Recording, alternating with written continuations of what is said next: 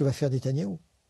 Parce que s'il passe outre les recommandations américaines qui sont plutôt de faire une riposte mesurée, d'abord s'il fait une riposte, ça va déjà changer les choses. S'il fait une riposte qui échappe au contrôle des Américains, ça va être encore plus problématique.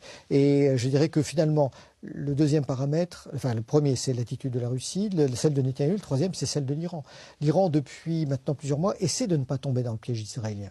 Parce que la stratégie israélienne, elle est tout à fait finalement comparable à ce qu'a fait l'OTAN face à la Russie. C'est-à-dire qu'on crée des conditions qui sont de plus en plus insupportables pour Moscou, pour que Moscou déclenche une offensive et apparaisse comme l'agresseur. Bien sûr que c'est Moscou qui a envahi l'Ukraine, mais tout avait été fait pour. Et là, il se passe la même chose. Depuis plusieurs mois, on voit des tentatives assez systématiques des Israéliens et des Américains d'une certaine manière pour pousser l'Iran à la faute. Or, toute l'astuce des Iraniens, c'est justement de ne pas tomber dans ce piège.